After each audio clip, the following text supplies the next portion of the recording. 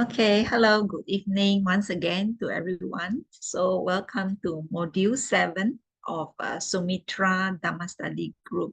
So we call ourselves Sumitra DSG Group, yeah? And today we're going to start the first session on Noble Eightfold Path. So this Noble Eightfold Path actually is the way taught by the Buddha for us to find peace and happiness. Those who wish to have a better direction in life, to find peace and happiness, we hope through this module you are able to find inspiration and direction. Okay, so I'm going to dwell into this topic straight away. And where is this taught? The Noble Eightfold Path. It's actually from the Buddha's first teaching to the 5 friends, and he taught the 4 Noble Truths. And the 4th Noble Truth is actually the Noble Eightfold Path. And it is also known as the middle way or the middle path of the Buddha. So in very brief, the Buddha's Eightfold Path is has 7 factors. Yeah, okay. The first one is right understanding. Second is right thought. And both of these 2 factors are from the wisdom category. Okay. Well, the third one, right speech, action, livelihood. These are from the ethics. Yeah, from our behavior and our speech. Bodily action and our speech is under ethics. Whereas the last 3, right effort, right mindfulness, and right concentration, these are from the concentration category. So in this coming 5 months, 4 to 5 months, we are going to cover each factor in a more systematic and also detailed manner so that we can appreciate what is this Noble Eightfold Path and how do we practice. Okay, so today we are going to cover right understanding. Okay, or in Pali is called samadhi. Now, what is right understanding? There is another word which is very often used, is called right view. So it refers to the same factor, yeah, the first factor in the Noble Eightfold Path. Now, what should we understand? What did the Buddha teach, which is considered as right view or right understanding instead of wrong view, wrong understanding? So today I'm going to give a very good overview of what the Buddha taught and what is considered as right view. So the first category of right view is called mundane, the mundane truth, that we should have the right understanding. And what kind of mundane truth should we understand? Basically, there are 2. The first one is to have a proper appreciation of the 3 jewels, the Buddha, Dhamma, and Sangha.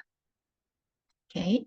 The second truth is to have a good understanding or proper understanding of karma instead of misunderstanding. Yeah? And the second category of right view is the supramundane.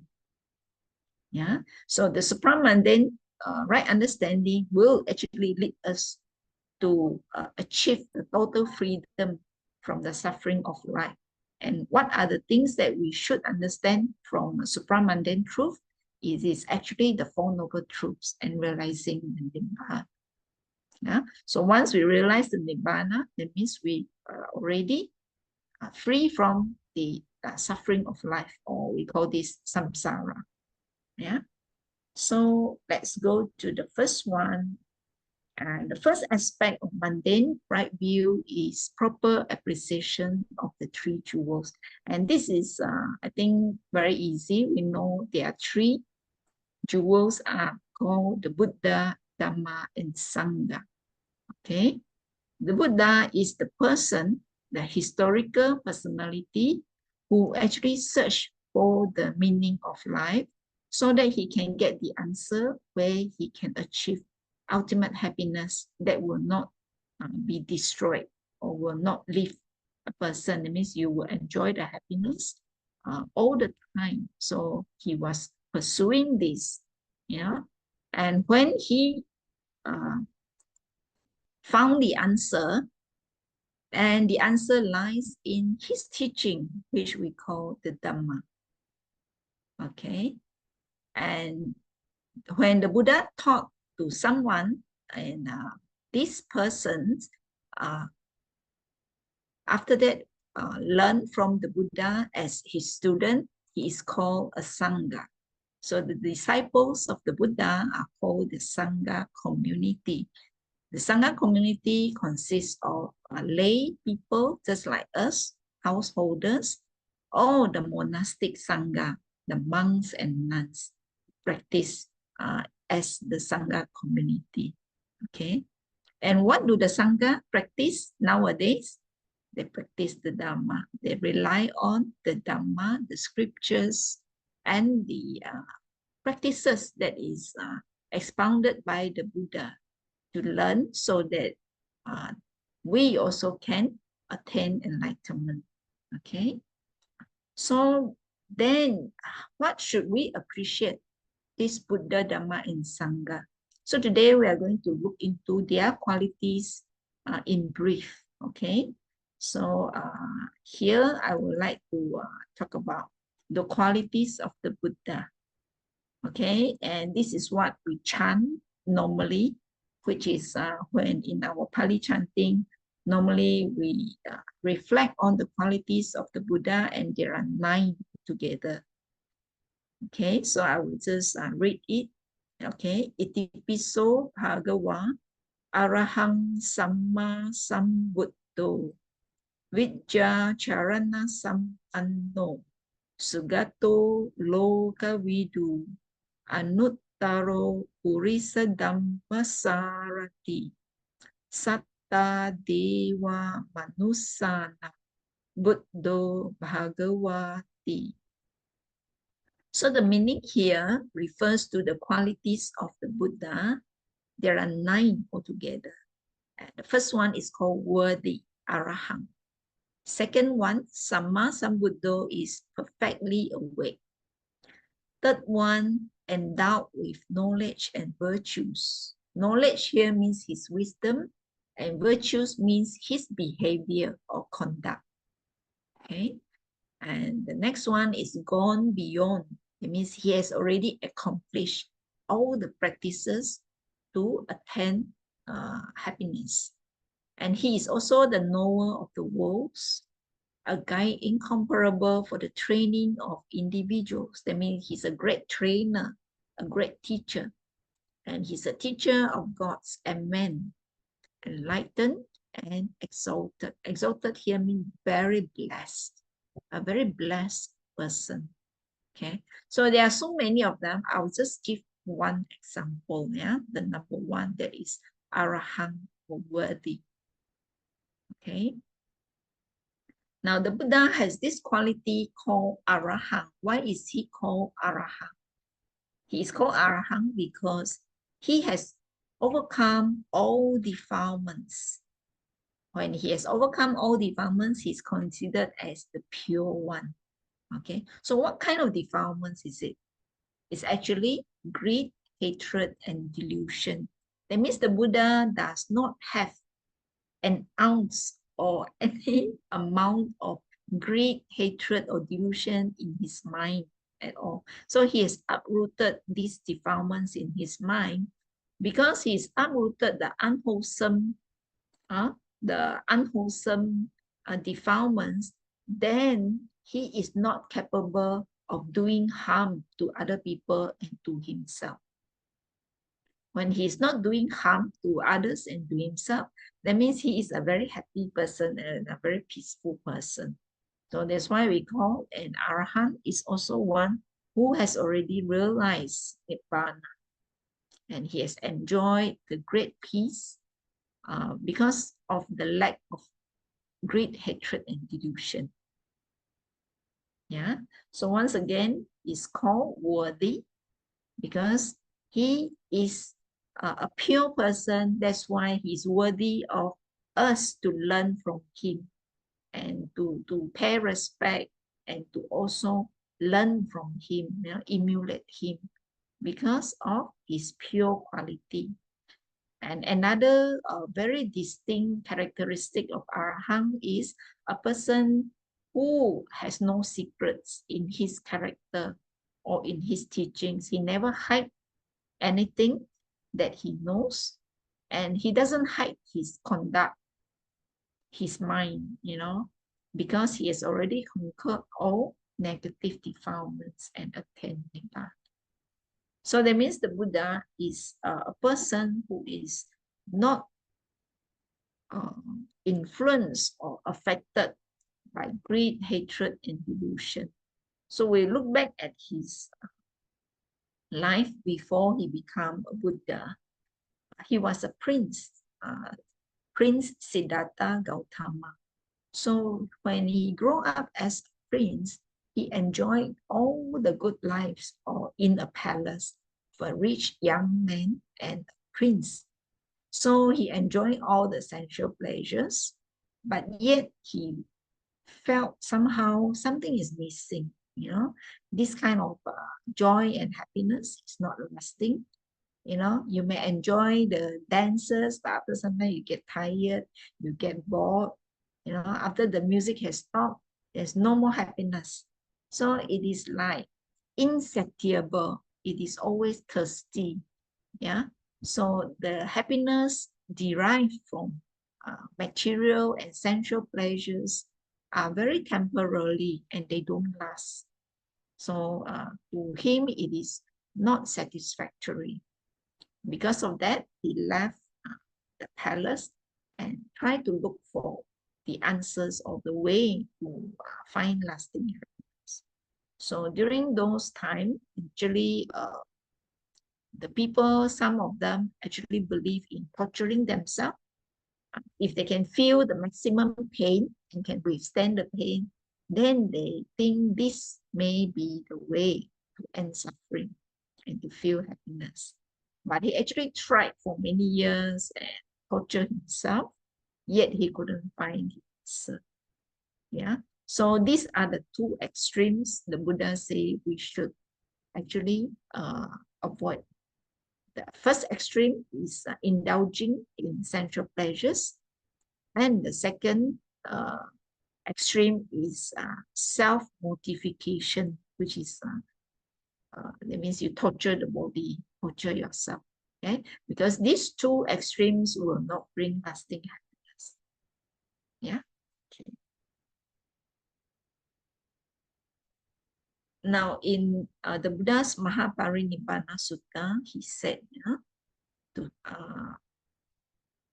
Buddha actually said to Venerable Ananda, he said, it may be, Ananda, that to some among you, the thought will come, ended is the word of the master.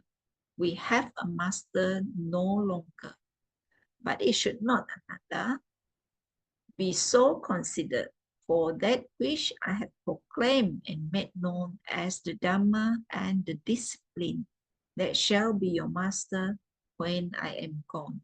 So at the age of 80 years old, the Buddha was old and also sick, and he knew he would pass away very soon.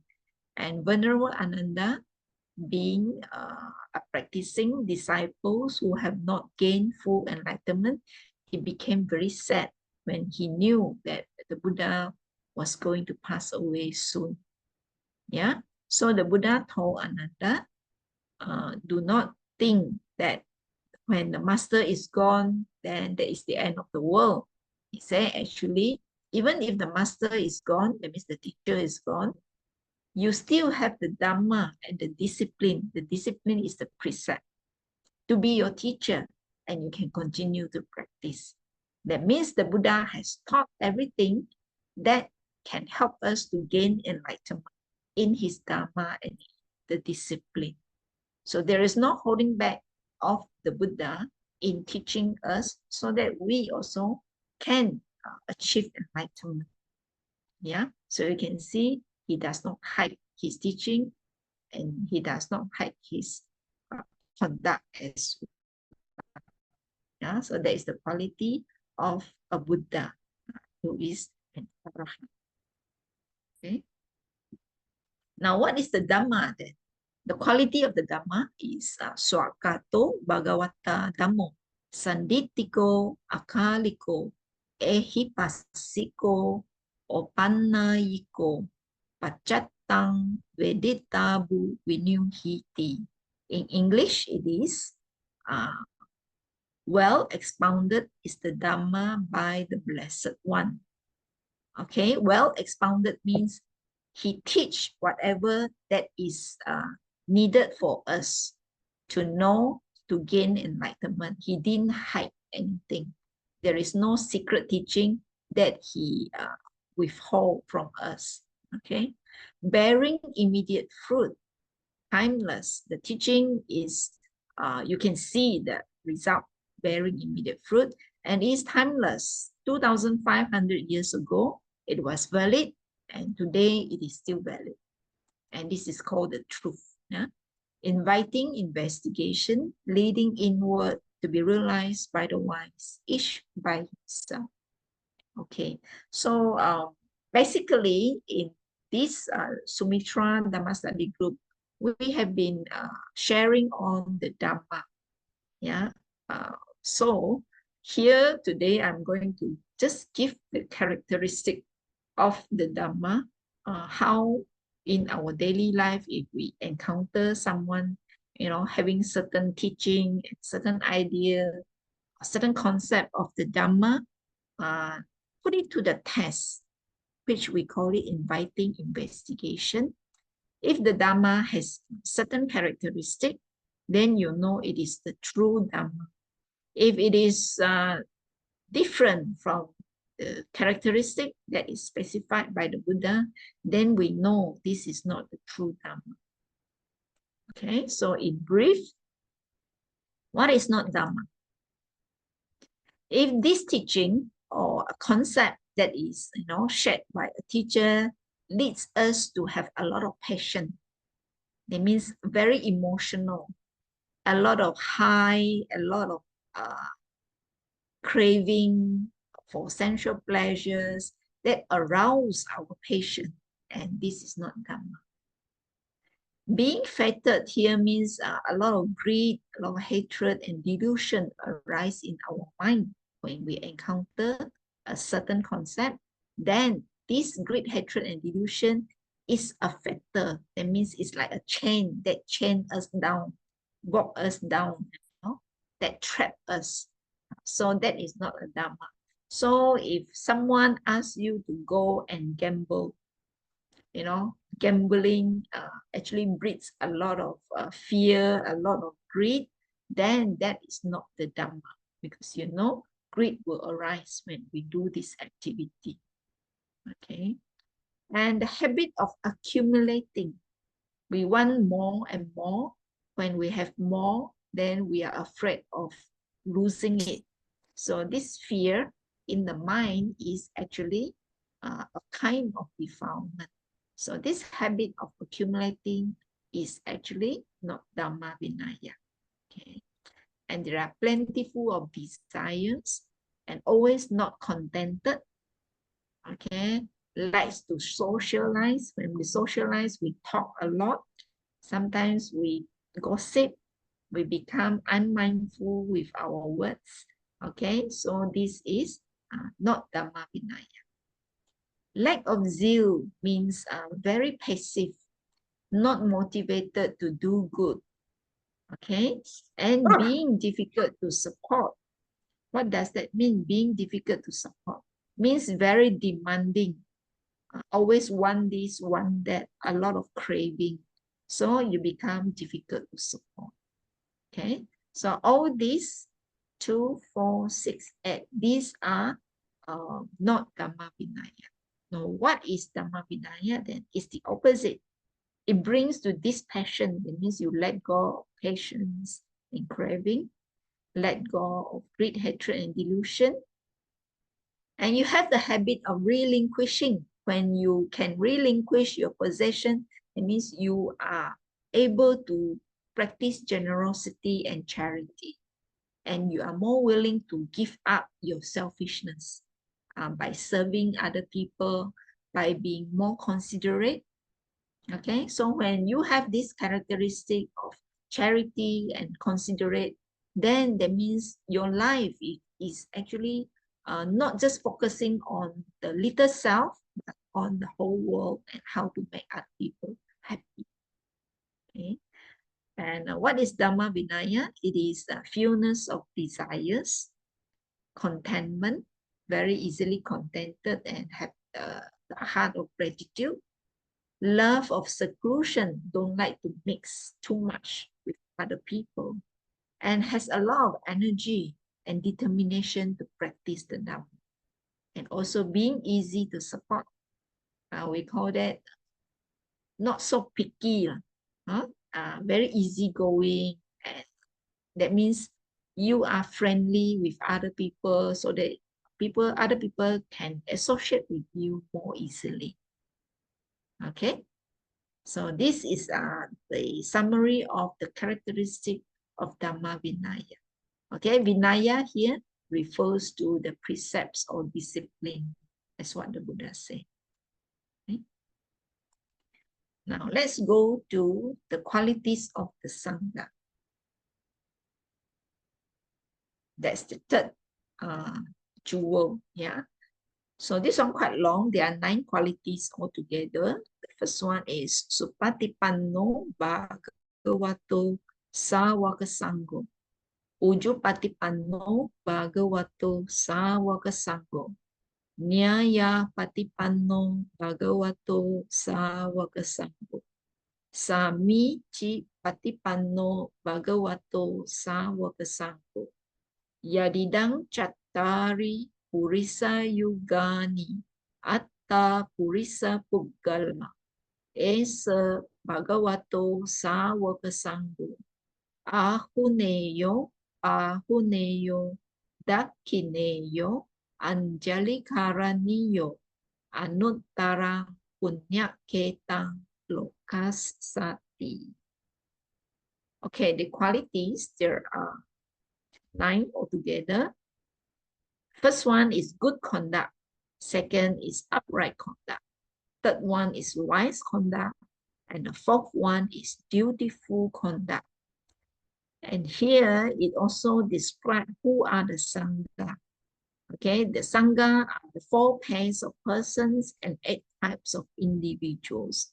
The 4 pairs of persons refer to the 4 categories of persons who have achieved different levels of noble attainment. We call them the noble disciples of the Buddha. So the first stage of sainthood is called Sotapanna. Second stage is called Sakadagami. Third stage is the Anagami. And fourth stage is the and these are the attainment of 4 levels. And another 4 that makes 4 points are the ones who are on their way to achieve the first stage of enlightenment, on their way to achieve the second stage of enlightenment, on their way to achieve the third stage, and on the way to achieve the fourth stage. So that means 8 types of individuals, and they are considered as 4 kinds of persons. And because of their achievement in their practice, they are worthy of offering, hospitality, gifts, and also respect. Here is called reverential salutation. And they are also an incomparable field of merits to the world. Because of their good practice, that means whatever offering we offer to them, we in turn actually get a lot of merit, yeah, because we support these noble people in their life. Okay, so let's look at the first 4. Okay, the first 4 qualities in brief here. Supatipanno, Uju Patipanno, Nyaya Patipanno, and Samici Patipanno. So I go to the first one, yeah, Supatipanno. Our class, we call our class Sumitra. It has a Su in front as well. What does it mean? Su means good, okay, and wholesome and noble. Yeah, so here is the same. Supatipanno means good conduct. Now, what is the definition of good conduct? It means actually a person who practice well the threefold training of morality, concentration, and wisdom. And this morality, concentration, and wisdom, in fact, refers to the Noble Eightfold Path. That's why it's very important for Module 7, because we are covering Noble Eightfold Path. So we are learning morality, concentration, and wisdom. So if we practice well, we are also considered as supatipan, good conduct. Right? Okay, the second one is uju patipanno. Uju here means straight, stand up straight, alert, straightforward, and not crooked, not lazy. Okay, it means whatever the good conduct you learn from the sutta, from classes, from teacher, you internalize it and it becomes our own virtue. Whatever we learn from the Buddha, Dhamma, and Sangha, we internalize this practice and it becomes our personality, our character. And we practice honestly. That means we don't hide. Okay, for example, if we were to go to a meditation retreat, so the teacher give us instruction and then we go and practice. Then when you see your friend, your fellow friends, meditator, when in the interview, they say they can see this, they can feel that, they have certain achievement. But if you don't have it, don't try to, create stories and tell the teacher as if you have this kind of attainment. Yeah, if that is the case, then it is dishonest. So we should be honest in our practice. If we have not achieved certain kind of attainment, then we shouldn't claim that we have achieved that. Okay, so it's very important to have honesty and integrity in our practice. Yeah, so don't hide behind a face that look very kind, but at the back of our mind is a very cruel person. So we don't want that. Yeah, so practice uju patipanno. Okay, and we also abandon the two extremes of indulging in sensual pleasure and also self-torture. Okay, so this is called uju patipanno. Third one is nyaya patipanno. Nyaya means actually practice wisely. That means using wisdom instead of based on blind faith. Okay, because when we practice with wisdom, then we can actually practice to realize nibbana.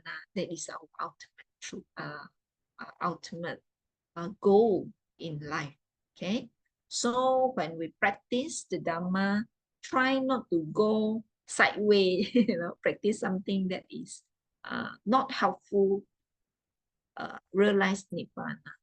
So always practice with wisdom, okay, the true teaching of the Buddha. The fourth one is samichi patipanno. It means dutiful conduct. What is dutiful meaning? It means you practice what you are supposed to do so that you are worthy of the respect people convey to you. Okay, that means when it is time to do meditation, some people will be lazy and go hide themselves in the library and read book. But the retreat is supposed to do meditation, yet you hide yourself in the room to sleep, to listen to music, or to read a book. No, you are not following the instruction of the teacher, then that is not practicing dutifully. So that means even when you are alone practicing, you should be disciplined in following the instruction so that you can progress. Yeah.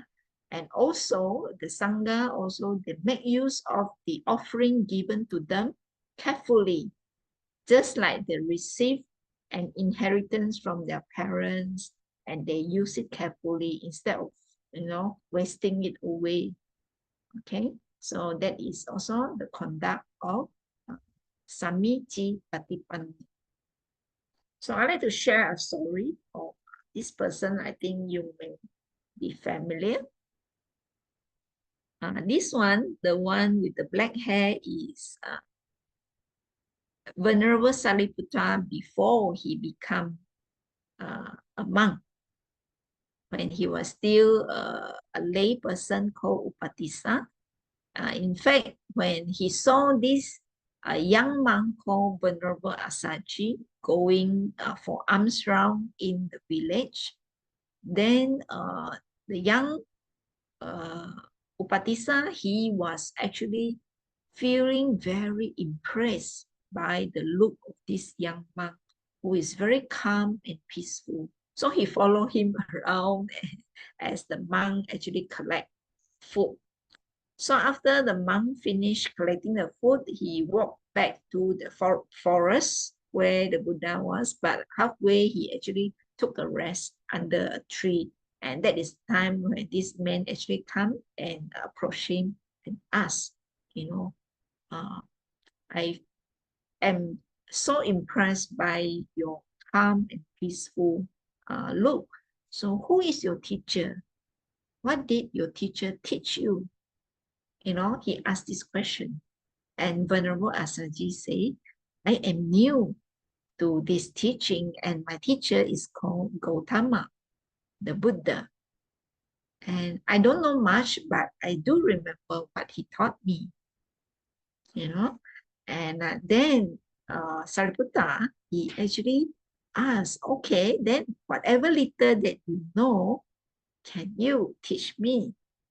Then Venerable Asaji said, yes, what I remember, what the Buddha said is whatever things that appear in this world, they are because of compounded by, other conditions. So when there is condition, the things will arise.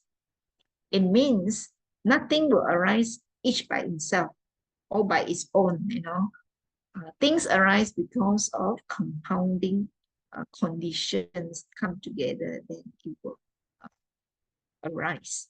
So just hearing these two lines, he actually gained the first stage of sainthood. Now he has very good understanding of the true nature of life, and because of that, Sariputta actually requests Venerable Asaji to bring him to see his teacher, the Buddha.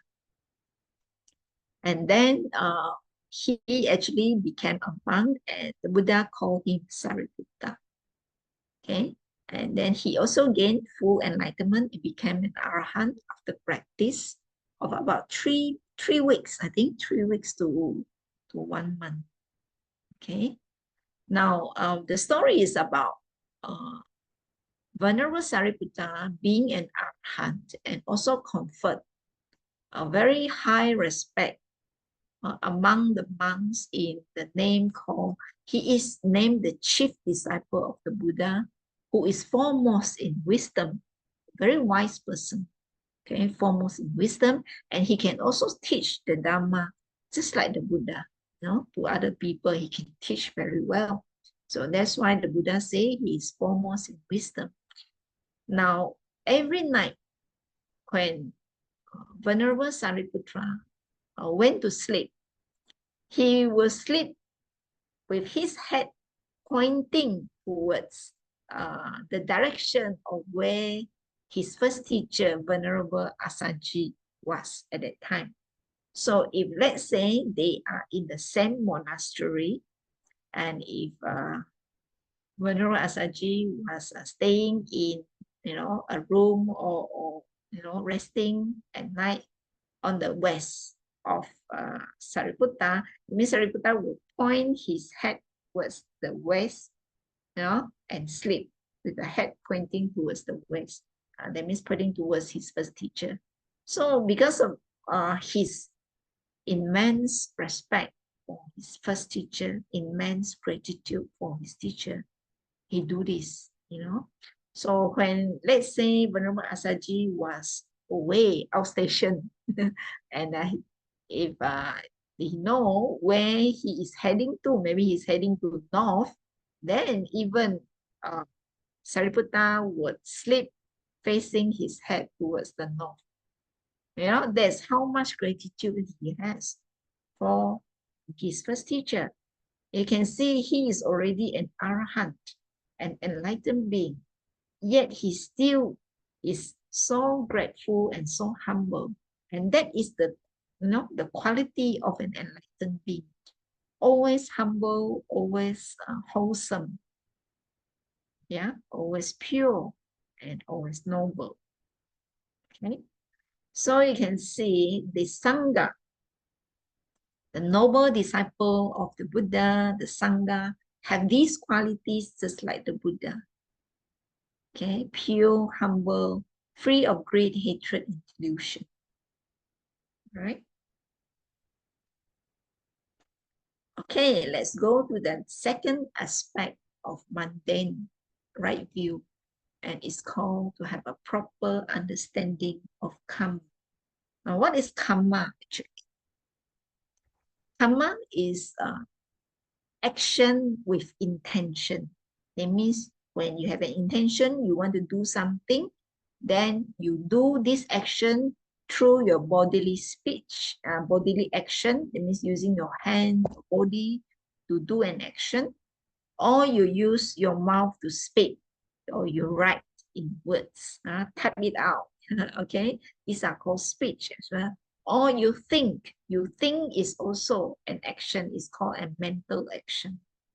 When you have this action, so what happens? The law of physics, it means there is consequence, right? But is it always true? When there is an intention and action, there is always consequence. Is that true or not? It's not completely true. If you say it is true, that means there is not a proper understanding of the karma. Because there is one more aspect to decide whether you will experience the consequence or not.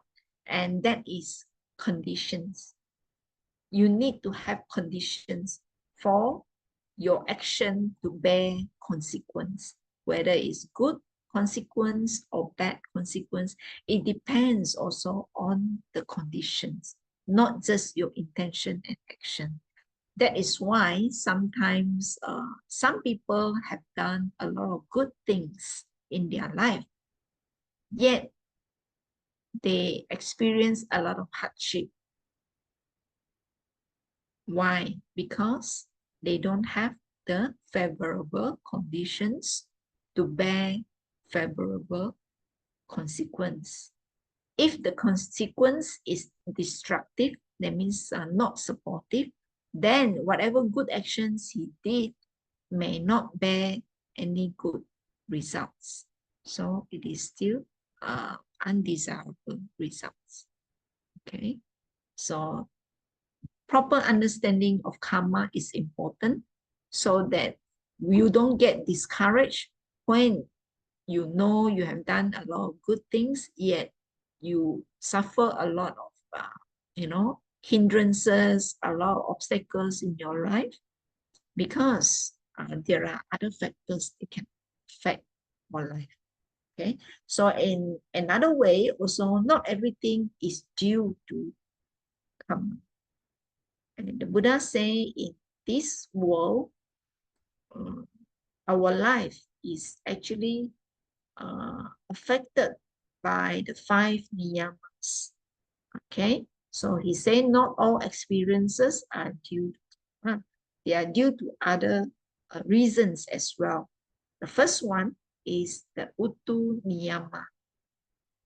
It means the inorganic physical order, for example, the weather, the seasons, sometimes it's too cold, it's too hot, it's too humid. That can affect our life. We can get sick when it is too cold or too dry or too hot, So it may not be due to karma, it could be due to the seasons, the weather. So we experience discomfort. Okay. The second one is called Bija Niyama. It's called organic order, about genetic, cells, plant growth.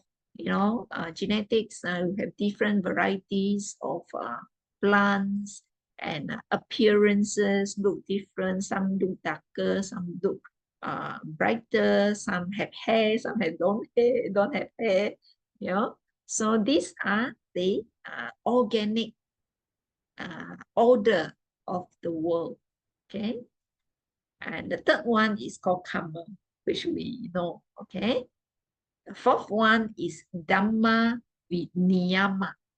Dhamma Niyama means the natural phenomena of life that we can see, for example, gravity, and the three characteristics of life: dukkha, anicca, anatta, impermanence, unsatisfactoriness, and non-self. Okay. And there are some natural phenomena when Prince Siddhartha was born, because he is the bodhisattva who actually eventually become Buddha. He is such a blessed person who has cultivated, to perfection. So during his birth, he actually, there was this blooming of flowers that was not in its normal season. When the young prince was born, then the flowers actually bloomed in Lumbini, which was not in season, but it bloomed. So these are natural phenomena of the world, which we call Dhamma Niyama. And the fifth one is Chitta. Chitta Niyama means psychic power.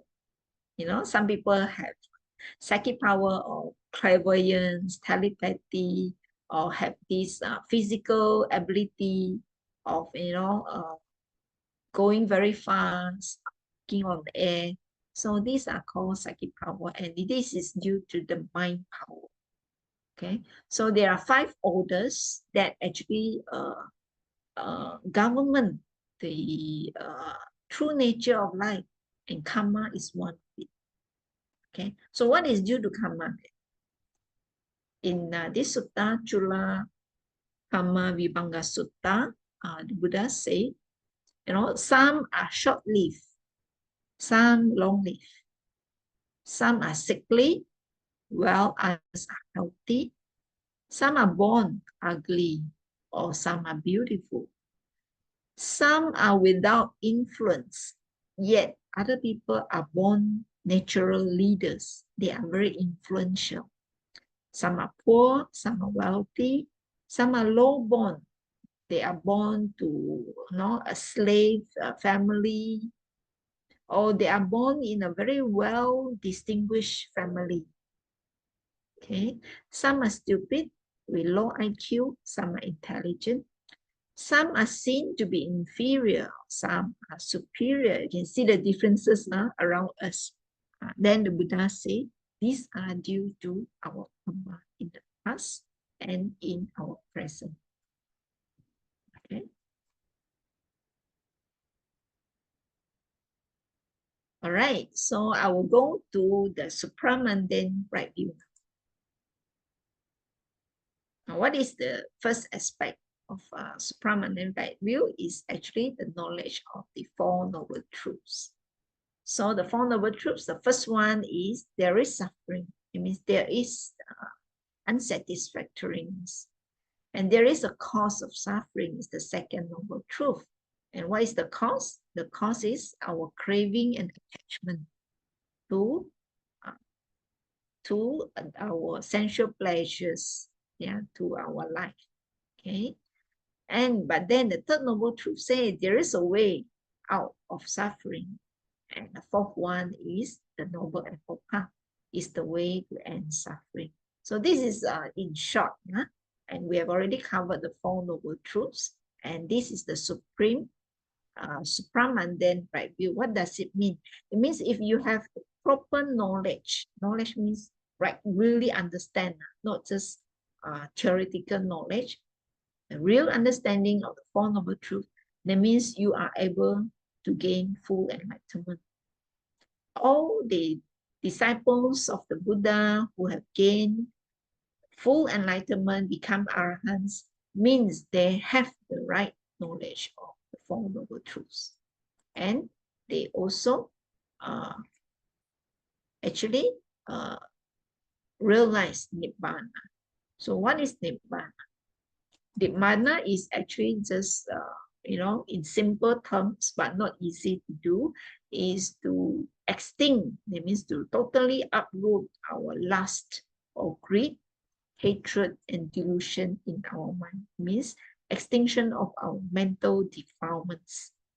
Yeah, just like this candle, blown off the fire, no more fire, no more rebirth.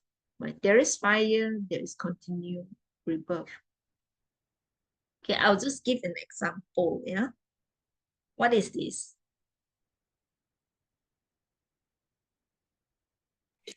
Toothache. I give it to the dentist. If we eat a lot of sweet stuff, so we may get tooth decay, then toothache. So toothache is a very suffering kind of pain, right? Okay, let me just unshare. You can turn on your video. We'll do a short discussion. Anybody has episode of toothache before, which is really, really suffering? Can you recall any incidents in your life before which you suffer from toothache, which is really, really, really suffering?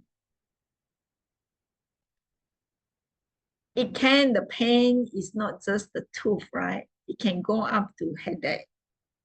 What else? Maybe CJ can enlighten us, some of the symptoms of, some people who have this very long pain because of toothache. Unable to sleep, unable to concentrate. The pain is very irritating, non-stop. Yeah. Pounding, right? Sometimes. Yeah. It's like throbbing pain. Pounding. And you get radiated probably up to the back of the neck or the head. It's Some like very, also get fever or not? When it gets to the infections, and it can have the abscess, and also maybe will have the fever. Yeah. So who enjoy? Unbearable. Actually, very unbearable. Yeah. Okay. So we compare. We are just little kids. When we see ice cream, we really love it when we are young, right? Really, really love sweet stuff, ice creams, sweets, all the sweet drinks, soft drinks, no? And these are just like, this is enjoyable, right? All the sweet stuff for us when we are young, these are all very enjoyable too. So we want to enjoy. So this is called sensual pleasures, and we like to indulge in that. But when we indulge too much, then tooth decay. Tooth decay, then pain, toothache. And this toothache is deliberating. That means very painful until it actually torture us. And that is how we, experience the life in this samsara.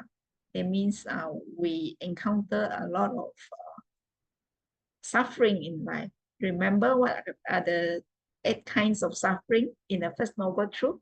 Still remember? First one is, you can unmute yourself. Yes, is it? Don't worry, it's not exam. What kind of suffering? There are 8 types. Still remember. Sick. Sickness, okay? Get sick. What else? Birth, death. Birth, death, any more? Getting what you don't want. Sydney, you have to turn off one of your device. The sound, you have to turn off one, only turn on one.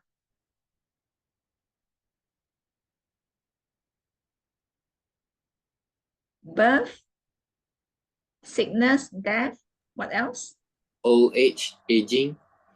Old age, Getting what you don't want. Not getting what you want. not getting what you want. Any more? 5 already? 3 more? Associated with what you don't like. Associate with someone you don't like, and then? Lamentation. Lamentation is sickness. Associate with someone you don't like, and then that's the opposite. What's the opposite? Loss. Separation. Basically, you incline to somebody that you should be. So the opposite is? Yeah. Separated from? The loved one. So that one that love. Yeah. Yes. Separated from your loved ones. Okay, the last one. The last one is actually the 5 things on 5 aggregates. Yeah, clinging on the 5 aggregates. Aggregates. Wow, very good, very good. Patchy here, there. Very good, very good. Still remember. Okay, so now it's like us indulging in the ice cream. Then that is the suffering. Toothache. Toothache is like the 8 types of suffering, yeah, in the First Noble Truth. So now, what kind of, now give you a choice lah. A and B. Okay, your type. Now, A is you want your ice cream. But when you have ice cream, you will get toothache lah. So B is no ice cream, but no toothache. So which kind of happiness do you want? A or B? Please write.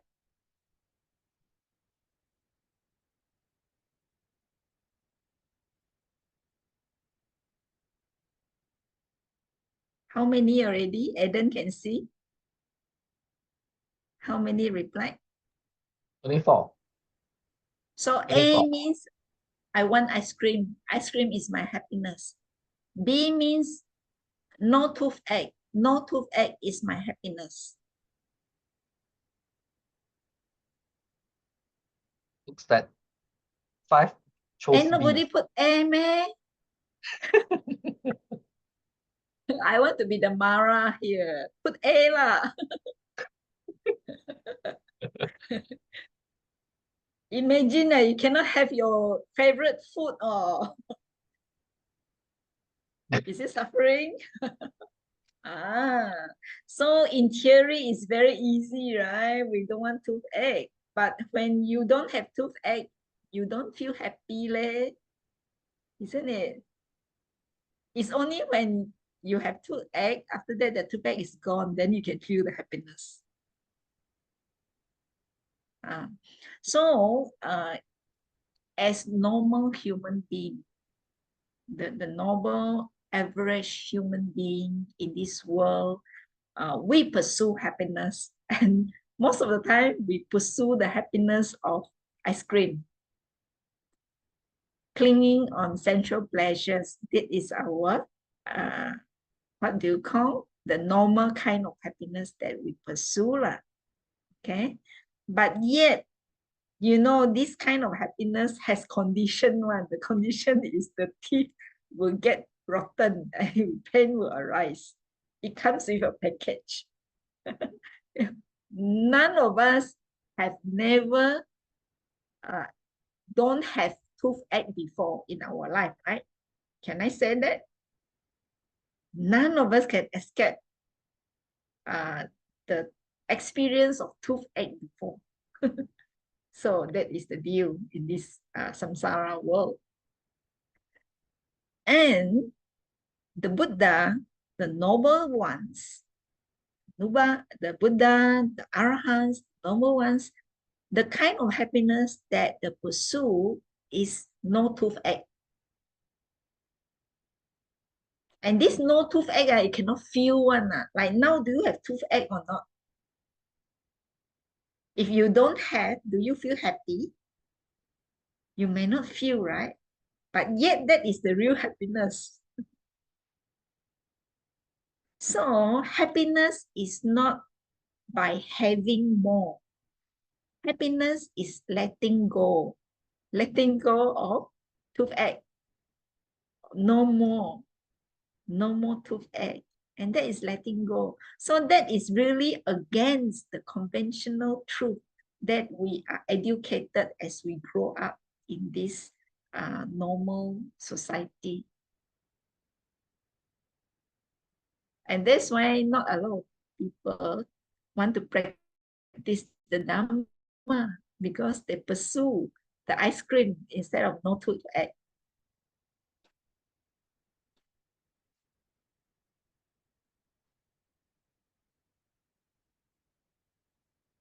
Okay, so back to this.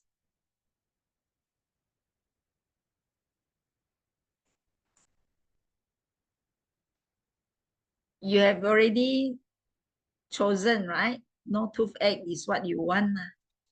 So now is the next question is, do you choose sensual pleasure or Nibbana? So this is the question for reflection for this week. Okay.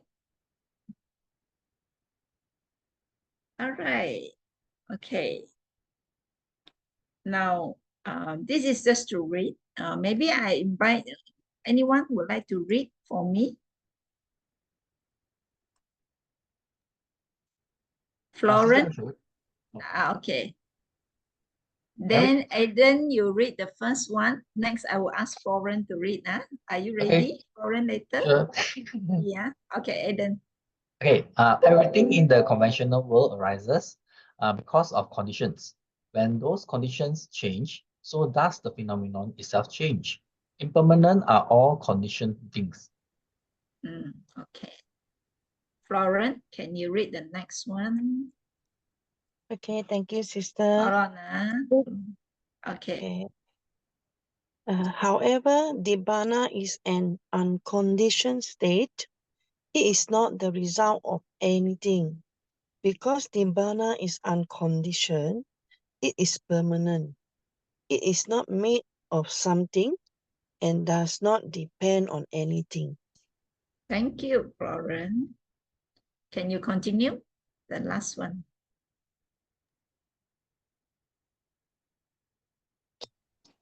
Everything in the third paragraph, can you see? Yes, can now.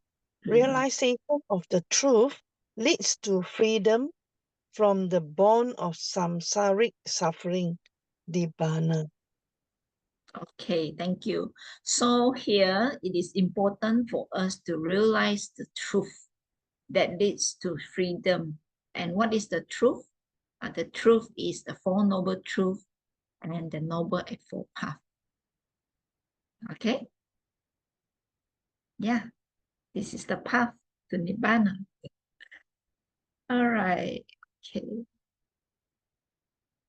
So the second part of supramandan right view is realization of the Nibbana. Okay, for this one, can I invite another person to read? Who hasn't read? Maybe Brother Teo, would you like to read?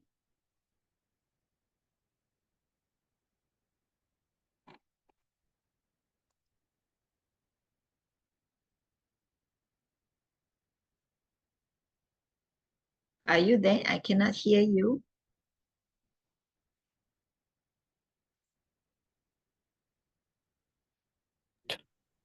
Can you hear?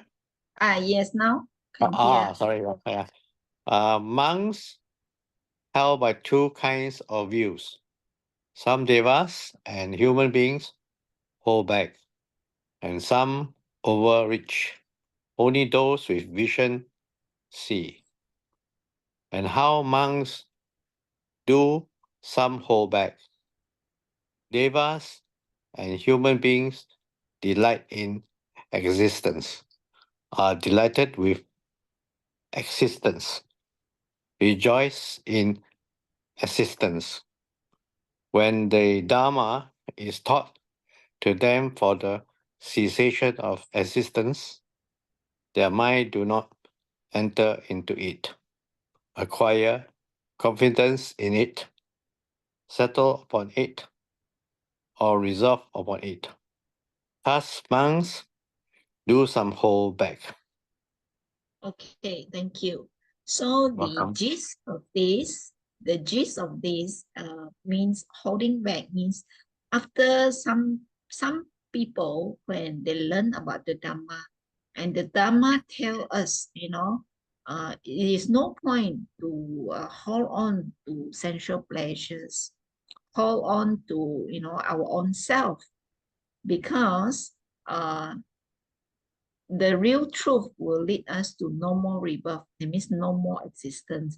But a lot of people get very afraid when you tell them Nibbana means no more rebirth, because they want to continue to rebirth, to continue to exist. So that's why devas and humans delight existence and crave for existence. So when they hear about the Dhamma, they don't have the confidence to follow. So they hold back, they don't want to practice. Okay, now next one, I invite another person. Stacy, would you like to read? Is Stacy here? Stacy left maybe, I think. Oh, The she line- left. Huh? Okay. Sean, can you unmute yourself? Sean, are you there?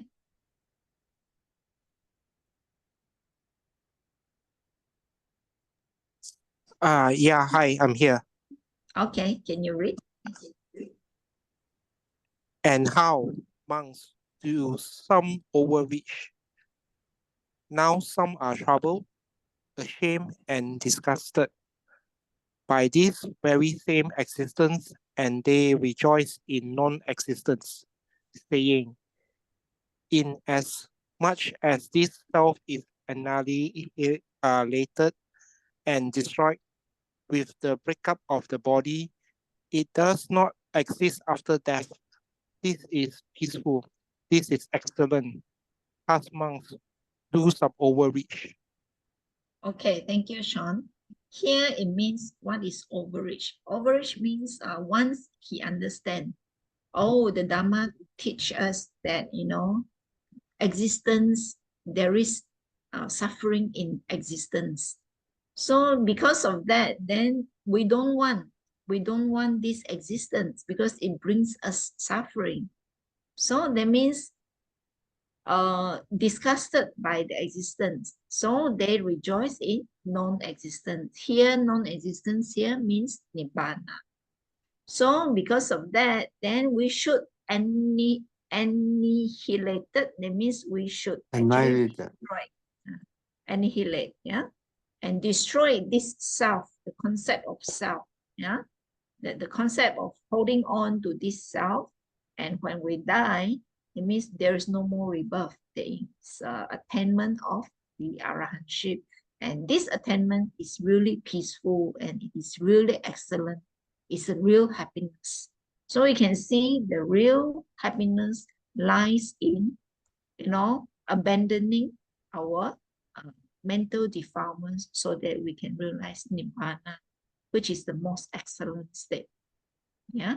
So it's only through overreach then we can practice and walk the Noble Eightfold Path to realize Nibbana. Okay, next one. Next one. Sydney, would you like to read?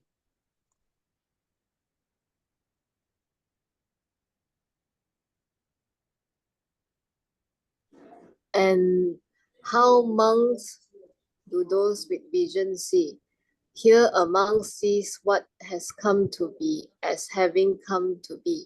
Having seen it thus, he practices the course of disenchantment for dispassion for the cessation of what has come to be. Thus, monks do those with vision see. Okay, thank you, Sydney. All right. One with vision, it means one who has wisdom, who has insight. It means you practice the Dhamma and also cultivate the mind until you can see the true nature of life. So that's why those with vision see what? See the true nature of life. Okay. So here it says a monk sees what has come to be as having come to be. That means he sees, he knows the reason of rebirth, the reason of existence, and the reason of the suffering, cause of suffering. Because he has come to see the cause of suffering, thus he practices the cause for disenchantment. That means he actually let go the craving, because craving is the cause of suffering. And for this passion, no more passion arise, no more greed, hatred, and delusion. And because of this passion, because of cessation of the defilement, then Nibbana arise, is realized. Yeah, so that is the ultimate happiness. Okay. All right, just to recap, today we cover the right view of mundane, supramundane sphere. And under the mundane category, we appreciate three jewels. When we appreciate the qualities of the jewels, we strive to emulate the qualities. We practice the morality, concentration, wisdom, and we have proper understanding of karma. That is the mundane sphere. For supramundane, to gain ultimate enlightenment, then we have the true knowledge of Four Noble Truths and realizing. Okay, so I stop here, and you have any questions or anything to discuss? Now we have some time.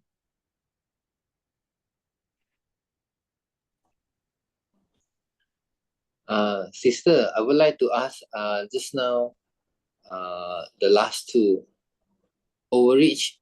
I'm not so understand about the overreach and also the one with a vision. So I believe the one with a vision is the one we should practice, but I'm not so clear about the one overreach, because I thought the explanation also talking about like choose to the non-existent. Yeah. Okay. Now I share the slide again.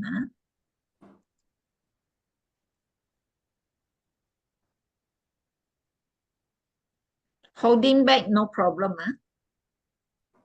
Holding back is okay. Back. Understand. Okay. Understood. Yes. Okay. So how do some overreach? Some are troubled, ashamed, and disgusted by this same existence, and they rejoice in non-existence. Okay. Okay. This one, sorry, I give a wrong explanation. Some go to the extreme to say, this life is no meaningful. So they may actually become depressed. They can become very anti-social, to the sense that they actually don't want to exist in this world. They feel there is totally no meaning in this world, and they might kill themselves. So they want to destroy this body. Okay, so this is the negative part actually. because that is going towards the extreme of hatred and anger. Okay, so holding back means you still cling on to life, to existence, to the mundane world of happiness, clinging on. Okay, there is another group of people, they become too disappointed with life, with their environment, with the people around them, that they want to end their life. So they are the overreach category. Sorry, I actually explained wrongly just now. This is the correct interpretation. And the third category of person is a person who actually has the real insight on the actual reality of life. And he actually can see, oh, the reason why we are born, the reason why we have this kind of life is because of, we understand it is due to the law of karma, the law of the 5 niyamas, and what are the way where we can move away from suffering of life and to actually realize the ultimate happiness that is called Nibbana. So he knows, oh, the way to achieve Nibbana, practice and also realize Nibbana is through disenchantment, through dispassion. It's not through hatred. No, it's different. Okay, it's through dispassion. It means letting go of the passion, sensual pleasures, but yet the mind is in a noble state of loving kindness, compassion, mudita, and also upekkha. Okay, now this category of people who overreach, they don't have loving kindness, compassion, rejoice, and upekkha. They don't have. But this one with vision, even though they have this passion, they have this enchantment, they let go, but their mental state is the noble one. It's a higher mental state. Is it okay? So, do you? Okay, so can I say that the one with vision, so they actually understand the the the reality of existence and the way to put the stop to existence. But the one with overreach, they don't know the reality. They don't know how is the existence works. It's just that they don't have the right understanding, so they put their action in the wrong way, like kill themselves to end the life, things like that. Yes. So which means the second group, they actually don't have the right understanding as well, right? Yeah, the second group also don't have the right understanding. It's not a right view. Their view is on the extreme part. So the first one actually is like craving for something. So it's to becoming kan. Or the second one is craving of not becoming. Means the aversion, right? Something like that. Yes. Okay. Yes. Craving for non-becoming. You got it right. That's the second noble truth also, huh? Yeah.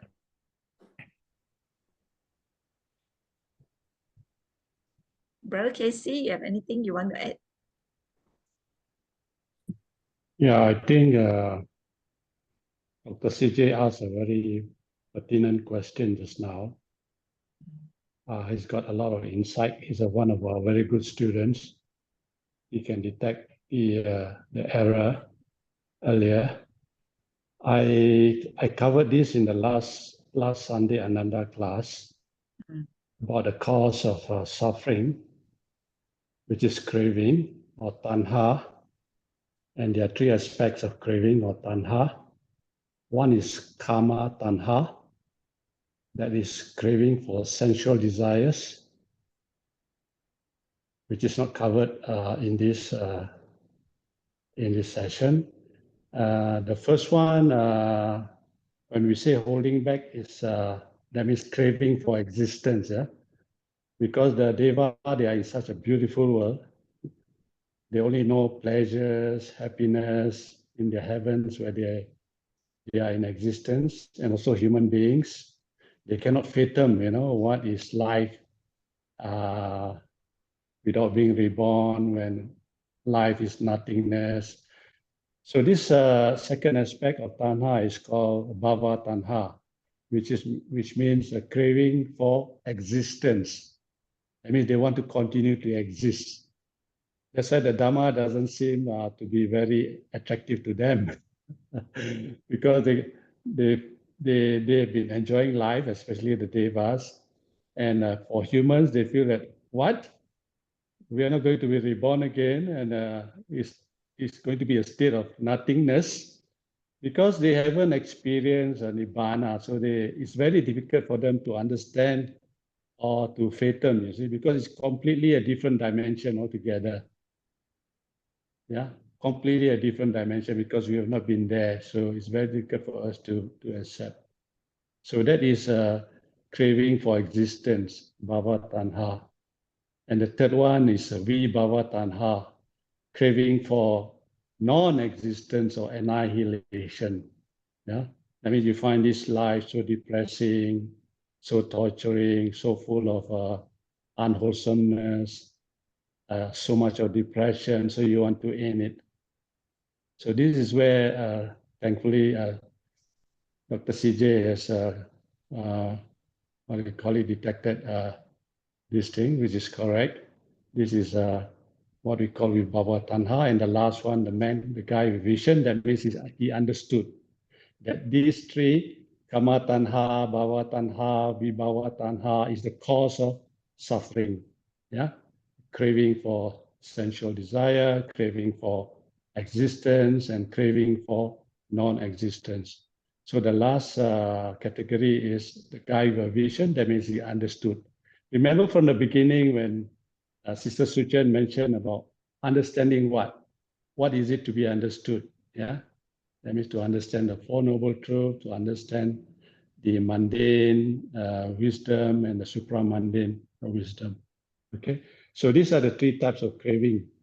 Okay, kama tanha, sensual desire; bhava tanha, craving for existence; and vibhava tanha, craving for non-existence. Okay, so that's my comment. Thanks, Brother Casey. I remember one case, I think, was it last year? There is this Indonesian man, he got 3 children, and his wife left him and the children, and he wanted to commit suicide. Actually, he pushed his children down from the bridge. The children, I think, some died, and he died also, and he jumped from the bridge. So that is craving for non-existence, because he feels life is so much suffering.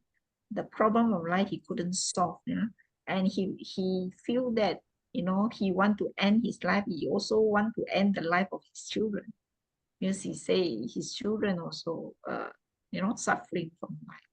So you can see the action spring from the thought of craving for non-existence. So the action will follow. Okay. So I think it's 10 now. We shall close today's session. Yeah. So if you have any question, you can ask in the WhatsApp group. We can continue our discussion in the group. Yeah. So let's do the sharing of memories. Let me open the slide.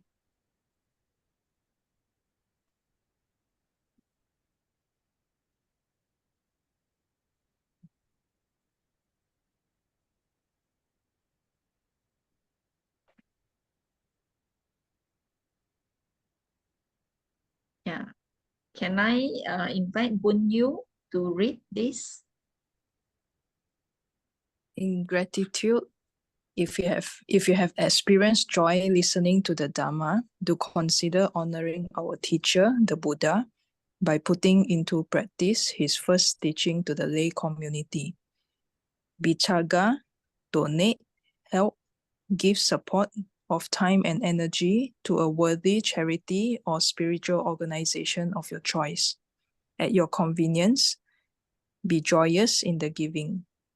We must never take for granted the blessings that we have enjoyed in this life. As our forerunners had done it right by us, we must continue the good work for those who come after. May the Dharma last long. May we continue to enjoy supportive conditions for learning and practice. And may we never deviate from the true teaching as long as life lasts. Thank you. Would you like to continue, Bunyu? Okay. Punya Numodana Akasata Cabum Mata Deva Naga Mahidika Punyamta Anumodiva Chiram Rakantu Sasanam Chira Rakantu Desanam Chiram Rakantu Mamparam Etavata Chaam Hehi Sambatam Punya Sampadam Sabbe Deva Sabbe Satta Sabbe Bhuta Anumodantu Sabba Sampati Siddhya. Sharing of merits. May all beings inhabiting space and earth, Deva and Nagas of mighty power, rejoice in this merit. May they long protect the world and Buddha Sasana, long protect the Buddha's teaching, and long protect me and others. May all devas, all beings, and all spirits share and rejoice in the merits that we have acquired. Patidana, transference of merits to the departed. Idam me nyatinam hotu, sukita hontu nyatayo. Idam me nyatinam hotu, sukita hontu nyatayo. Idam me nyatinam hotu, sukita hontu nyatayo. May my departed relatives share this merit. May they be happy. Patana, aspiration. Imina punya kamena mame bala samagamo satam samagamo hotu yava nibbana patiya. By the merits of this action, may we never follow the foolish, but instead associate with the wise until Nibbana is attained. Sadhu. Sadhu, sadhu. Thank you. Thank you, everyone. Okay, thank you, everyone. Thank you, sister. Good night, Thank you, everyone. sister. Thank you, everyone. Thank Bye-bye. Good night, you. everybody.